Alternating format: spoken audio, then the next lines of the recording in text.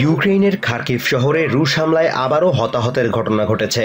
স্থানীয় সময় রবিবার দিবাগত রাতের এই হামলায় শহরটির বেসামরিক স্থাপনার ব্যাপক ক্ষয়ক্ষতি হয়েছে। খার্কিভের মেয়র ইহর তেরেকভ জানিয়েছেন, তার শহরের অন্তত 6টি এলাকায় 15টি ড্রোন হামলা চালানো হয়েছে।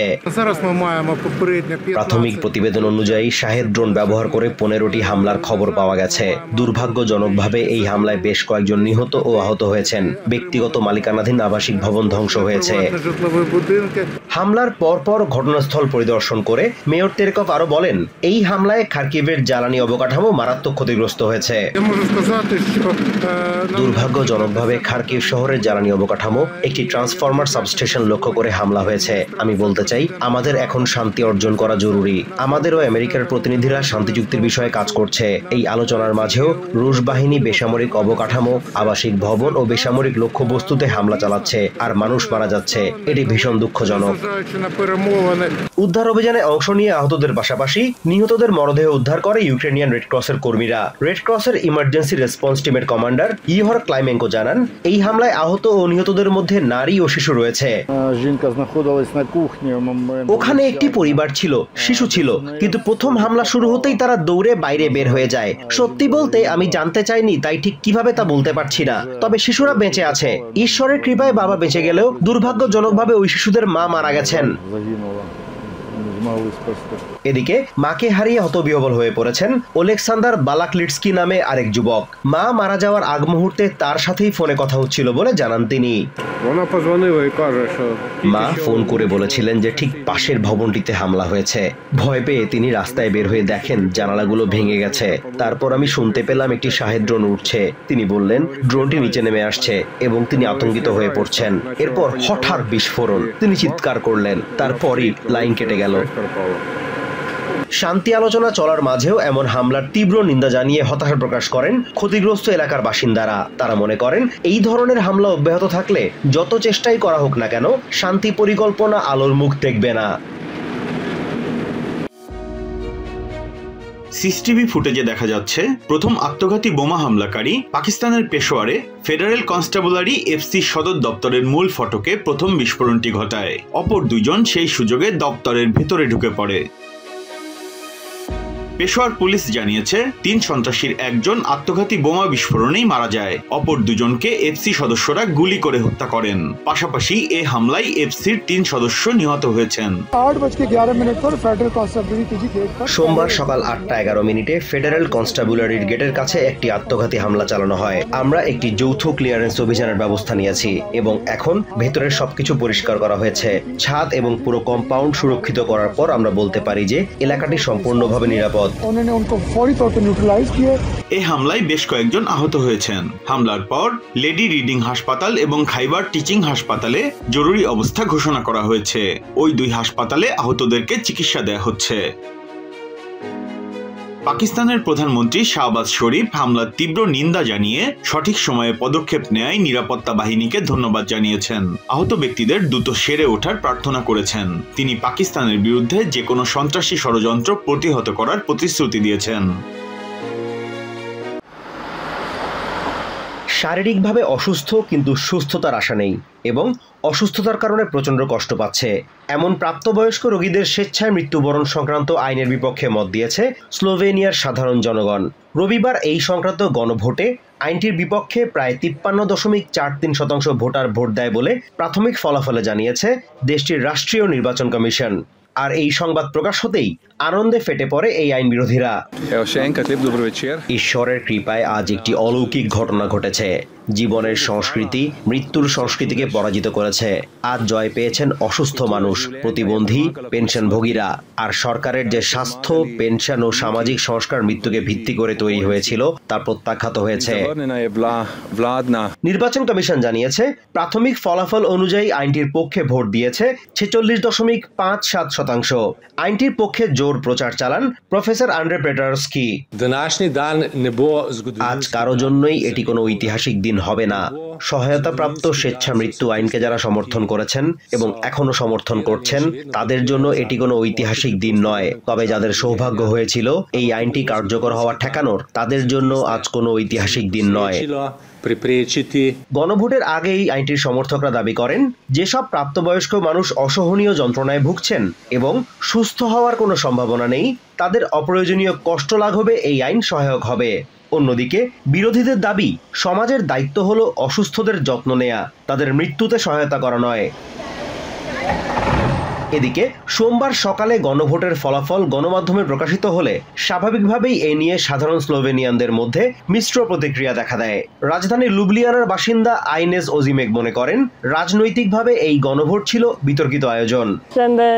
আমার মনে হয় এই গণভোটটি রাজনৈতিকভাবে কিছুটা বিতর্কিত। হয়তো এটি এমন একটি কোনো বিষয় নয় যেটিকে জোর করে আইনে পরিণত করতে হবে। এটি প্রত্যেকের ব্যক্তিগত সিদ্ধান্ত, তাই ঠিক আছে।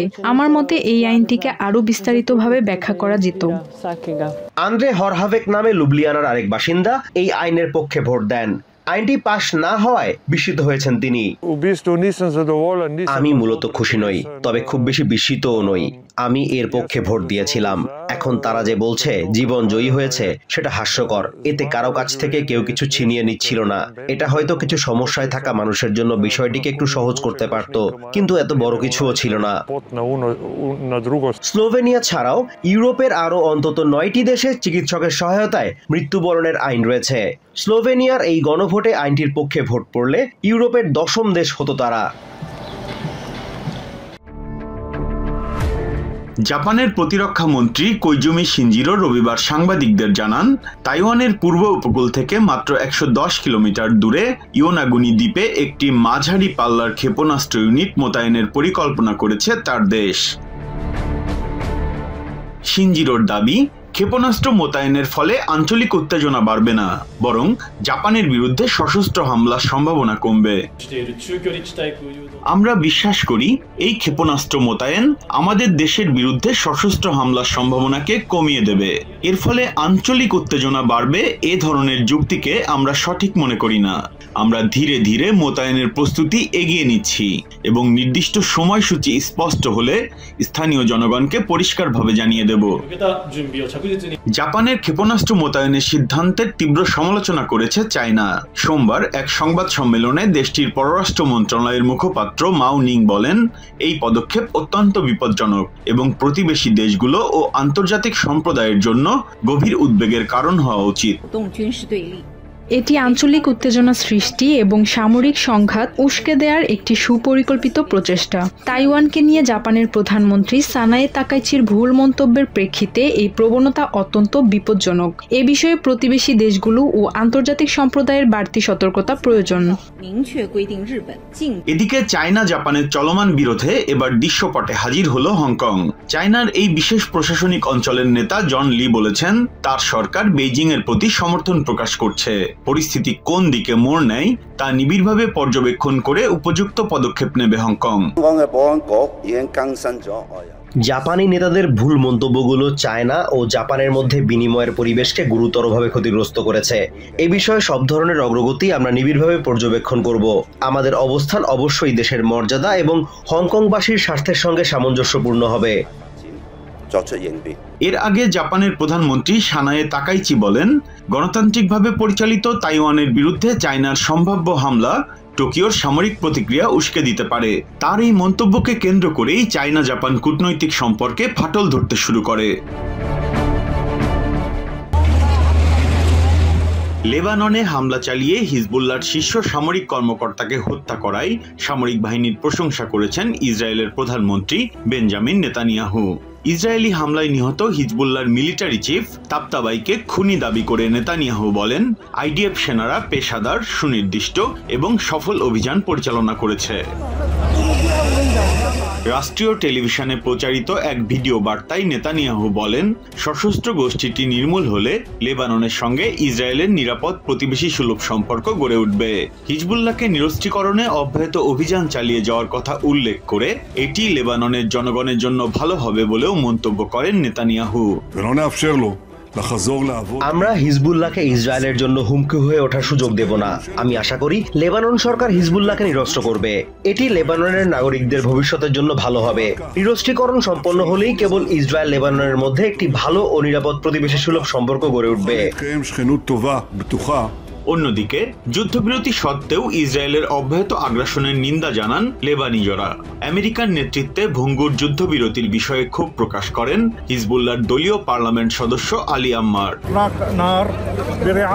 আমেরিকার নেতৃত্বে আন্তর্জাতিক পৃষ্ঠপোষকতায় একটি যুদ্ধবিরতি হয়েছিল, কিন্তু ইসরায়েলি শত্রুরা তাদের আগ্রাসন অব্যাহত রেখেছে। আবাসিক ভবন ও নিরীহ বেসামরিক জনতাকে লক্ষ্য করে হামলা করছে। লেবাননের প্রেসিডেন্ট জোসেফ আউন ইসরায়েলি হামলা বন্ধে আন্তর্জাতিক সম্প্রদায়ের হস্তক্ষেপের আহ্বান জানিয়েছেন। স্থানীয় বাসিন্দারা বলছেন লেবানন শান্তির দিকে এগিয়ে যাচ্ছে। এই অগ্রযাত্রা নস্যাৎ করতেই বর্বরতা চালিয়ে যাচ্ছে দখলদার বাহিনী। স্থানীয় ব্যবসায়ী মোহাম্মদ বাজ্জির অভিযোগ, ভ্যাটিকান সিটির পোপ লিওর বৈরুত সফর বাতিল করতে উত্তেজনা বাড়াতে চায় ইসরায়েল। আগামী সপ্তাহে পোপ লিওর সফর বাতিল করতে ইসরায়েলিরা উত্তেজনা বাড়াতে চায়। পোপের মতো একজন ব্যক্তির লেবানন সফর আমাদের মনোবল বাড়িয়ে দেবে, এই আশঙ্কায় তারা এমনটা করতে পারে। রবিবার লেবাননের রাজধানী বৈরুটের উপকণ্ঠে হারেক মিউনিসিপ্যালিটির দাহিয়ে শহরের একটি অ্যাপার্টমেন্টে হামলা চালায় ইসরায়েল। এতে হিজবুল্লাহর military chief of staff Haytham Ali Tabatabai সহ 5 সামরিক কর্মকর্তা নিহত হন। থ্যাঙ্কসগিভিং সামনে রেখে যখন পুরো আমেরিকা উৎসবের প্রস্তুতি নিচ্ছে, ঠিক তখনই দেশের মিলিয়ন মিলিয়ন মানুষ জীবনযাত্রার বাড়তি খরচের সাথে লড়ছে। অনেকেই বাধ্য হয়ে স্থানীয় ফুড প্যান্ট্রি থেকে সহায়তা নিচ্ছে। 67 বছর বয়সী গেইল হেথকোট নিজের পরিবারের জন্য খাবার জোগাড় করতে এই বয়সেও ফুড ডেলিভারির কাজ করেন। তবুও মাসের হিসাব মিলাতে হিমশিম খেতে হয় তাকে। তিনি মনে করেন এসব কিছুর জন্য প্রেসিডেন্ট ট্রাম্প দায়ী এবং ট্রাম্প দেশের সীমিত আয়ের মানুষদের মেরে ফেলছেন। Prices are ridiculous. And that man that's up there in that White House needs to go. He's killing us. তিনি জানান $100 বাজার এখন এক সপ্তাহের বেশি টেকে না। মাংস থেকে শুরু করে মুরগি, টার্কি সবকিছুর দামই বেড়ে গেছে, চলে গেছে তাদের নাগালের বাইরে। এ সময় দেশের 2 প্রধান দলের রাজনীতিবিদদের প্রতি ক্ষোভ ঝরে পড়ে তার কণ্ঠে। But the people in the White House and the Republicans, Democrats included, they need to stop fighting and get down to the level that we are. শিকাগোর সাউথ সাইডের ক্যাথলিক চ্যারিটিজের কাসা ক্যাটালিনা ফুড প্যান্ট্রির বাইরে Gail সহ অনেকেই সাহায্যের জন্য ঘন্টার পর ঘন্টা অপেক্ষা করেন। নিজের কষ্টের কথা ভুলে অন্যের কষ্টে ব্যথিত হওয়ার কথা জানান এই নারী। It's breaking me.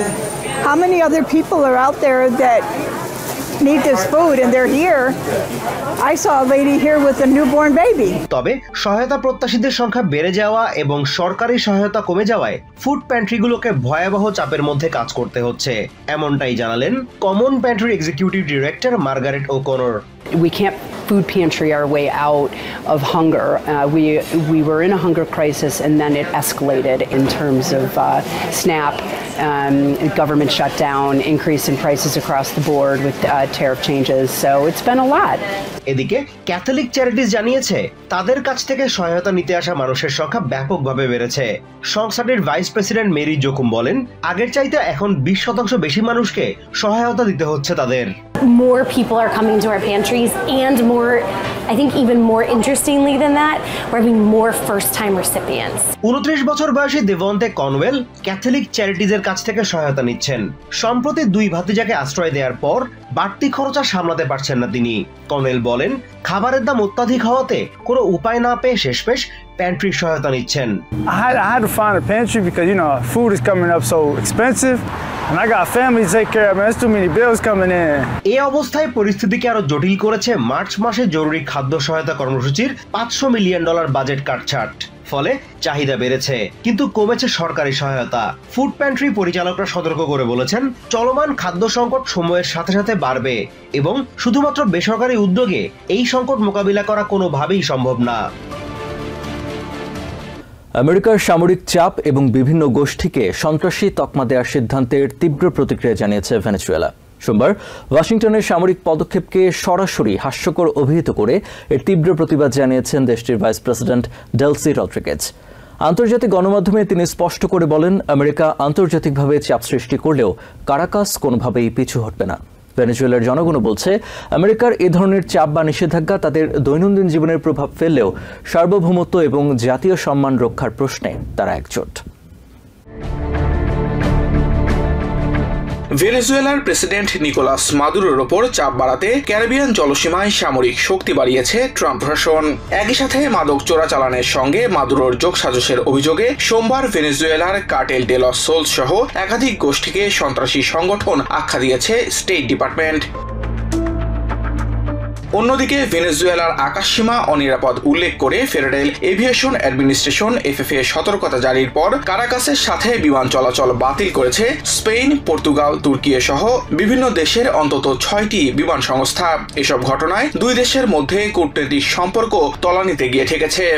অবসরপ্রাপ্ত সাবেক জেনারেল জ্যাক কিন বলছেন, সামরিক চাপ বাড়ার সাথে সাথে মাদুরোকে সমর্থন দেওয়া গোষ্ঠী বা অভিজাত শ্রেণীদের ওপরও মনস্তাত্ত্বিক চাপ বাড়ছে।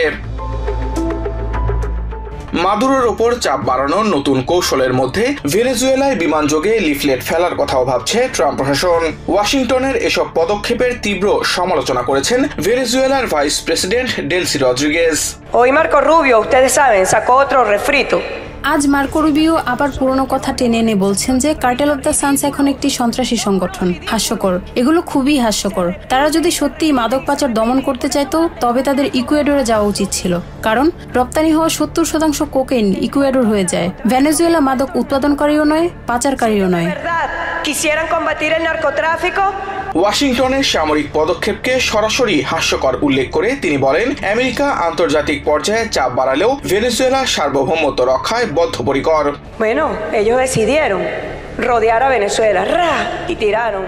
তারা ভেনেজুয়েলাকে ঘিরে ফেলতে শক্তিশালী ডেস্ট্রয়ার জাহাজ পাঠানোর পাশাপাশি পাঠালো একটি পারমাণবিক সাবমেরিন, বিমান ও ড্রোন, যা প্রতিদিন উড়ে উড়ে উত্তেজনা ও উস্কানির সুযোগ খুঁজছে।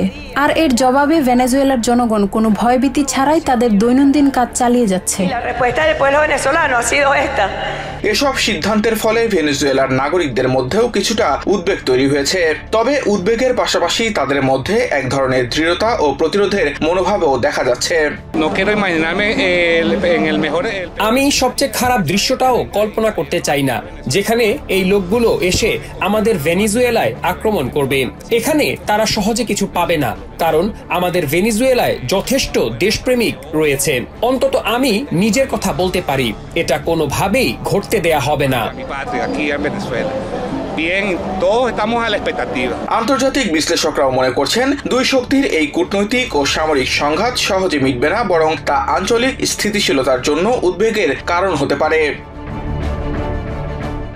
ইউক্রেন রাশিয়া যুদ্ধ বন্ধে প্রেসিডেন্ট ডোনাল্ড ট্রাম্পের 28 দফা শান্তি প্রস্তাবের বিপরীতে ইউরোপের পাল্টা প্রস্তাব গ্রহণযোগ্য নয় বলে প্রতিক্রিয়া দিয়েছে মস্কো। সোমবার ক্রেমলিনের পররাষ্ট্র উপদেষ্টা ইউরি উশাকভ সাংবাদিকদের কথা জানান। এদিকে ইউরোপের শান্তি প্রস্তাবের বিষয়ে ক্রেমলিনের প্রতিক্রিয়ায় ইউরোপিয়ান ইউনিয়নের ফরেন পলিসি চিফ কায়া কালাস বলেন, আগ্রাসন শুরু করা দেশের কোনো যুক্তি আমলে নিতে চান না তিনি। জেনেভায় ট্রাম্প প্রস্তাবিত শান্তি পরিকল্পনা বিষয়ক আলোচনা সফল হয়েছে বলে দাবি করেন White House press secretary Karoline Leavitt. Ukraine Russia যুদ্ধবন্ধে প্রেসিডেন্ট ডোনাল্ড ট্রাম্পের 28 দফা শান্তি প্রস্তাবের বিপরীতে ইউরোপের দেশগুলোর পাল্টা প্রস্তাব মোটেও গঠনমূলক নয় বলে প্রতিক্রিয়া জানিয়েছে ক্রেমলিন। গত সপ্তাহে ট্রাম্প প্রস্তাবিত 28 দফা খসড়া শান্তি পরিকল্পনা প্রকাশিত হওয়ার পরই ইউক্রেন এবং ইউরোপের নেতারা সংশয় জানান। তাদের অভিযোগ, ইউক্রেনের দখলকৃত অঞ্চল এবং শান্তি চুক্তির সময়সীমা নিয়ে রাশিয়ার দাবিগুলোই বেশি গুরুত্ব পেয়েছে। এদিকে রয়টার্স বলছে, ইউরোপের দেশগুলোর প্রস্তাবে নেটোতে ইউক্রেনের অন্তর্ভুক্তি সহ বেশ কয়েকটি প্রস্তাবে বড় পরিবর্তন আনা হয়েছে। ক্রেমলিনের পররাষ্ট্র উপদেষ্টা ইউরি উশাকভ মস্কোতে সাংবাদিকদের বলেন, ইউরোপের পরিকল্পনাটি মস্কোর কাছে গ্রহণযোগ্য নয়। এর আগে রাশিয়ার প্রেসিডেন্ট ভ্লাদিমির পুতিন বলেছেন, ইউক্রেনের যুদ্ধবন্ধ ও শান্তি প্রক্রিয়া এগিয়ে নিতে আমেরিকার প্রস্তাব সমাধানের ভিত্তি হতে পারে। তবে কিয়েভ যদি এই প্রস্তাব প্রত্যাখ্যান করে তাহলে রুশ বাহিনী আরও অগ্রসর হবে। এদিকে ইউরোপিয়ান ইউনিয়নের ফরেন পলিসি চিফ কায়া কালাস বলেন, রাশিয়া ইতিমধ্যে ইউক্রেনের ভূখণ্ডে দখলদারিত্ব কায়েম করে রেখেছে। রাশিয়াকে বিশেষ সুবিধা দিয়ে ইউরোপের শান্তি প্রক্রিয়া সফল হবে না বলেও মনে করেন তিনি। ইউরোপের শান্তি প্রস্তাব বিষয়ে ক্রেমলিনের প্রতিক্রিয়ায় কালাস বলেন, আগ্রাসন শুরু করা দেশের কোনো যুক্তি আমলে নিতে চান না তিনি। এদিকে প্রেসিডেন্ট ট্রাম্প তার শান্তি পরিকল্পনা মেনে নিতে ইউক্রেনকে 27 নভেম্বর পর্যন্ত সময় বেঁধে দিয়েছেন। তবে ইউরোপিয়ান নেতাদের বিরোধিতার মুখে তিনি কিছুটা সুর নরম করেছেন। ট্রাম্প জানিয়েছেন তার পরিকল্পনাটি ইউক্রেনের জন্য চূড়ান্ত কোনো প্রস্তাব নয়। তার এই মন্তব্যের পরই সুইজারল্যান্ডের জেনিভায় ইউরোপের নেতাদের সঙ্গে বৈঠকে বসেন স্টেট সেক্রেটারি মার্কো রুবিও ও ট্রাম্পের বিশেষ দূত স্টিভ উইটকফ। এই বৈঠক বিষয়ে রুবিও বলেন, বেশ কিছু বিষয়ে পরিবর্তন এনে একটি কার্যকর শান্তি চুক্তিতে পৌঁছানোর চেষ্টা চলছে। এ বিষয়ে সাবেক সামরিক কর্মকর্তা ও নিরাপত্তা বিশ্লেষক সেড্রিক লেইটন জানান, ইউরোপের শান্তি প্রস্তাবে ক্রেমলিনের প্রতিক্রিয়ায় ইউক্রেনের যুদ্ধবন্ধের বিষয়টি অচল অবস্থার মধ্যেই পড়ল। ইউক্রেনের ভূখণ্ড দখলের মাধ্যমে ইতিমধ্যেই রাশিয়া বিজয়ীর বেশে আছে জানিয়ে তিনি বলেন, মস্কোর প্রতিক্রিয়ার উপর আসলেই অনেক কিছু নির্ভর করছে। মস্কোতে নিযুক্ত আমেরিকার সাবেক রাষ্ট্রদূত মাইকেল ম্যাককল বলেন, ক্রেমলিনের প্রতিক্রিয়ায় আবারও প্রমাণিত হয়েছে রাশিয়ার প্রেসিডেন্ট কোনো কিছুকেই তোয়াক্কা করেন না। তিনি বলেন, আগ্রাসন শুরুর আগে ইউক্রেনের যা কিছু নিজেদের বলে তারা দাবি করেছে তার থেকে এক বিন্দু সরেনি মস্কো। এদিকে জেনিভায় ট্রাম্প প্রস্তাবিত 28 দফা শান্তি পরিকল্পনা নিয়ে আলোচনা সফল হয়েছে দাবি করে White House press secretary Karoline Leavitt আশা করেন উভয় পক্ষই প্রেসিডেন্ট ট্রাম্পের শান্তি প্রস্তাবকে ইতিবাচক হিসেবে নিয়েছে। From both sides, the Russians and the Ukrainians, and ultimately the vast majority of these points have been agreed upon. The Ukrainians have worked on language with us together.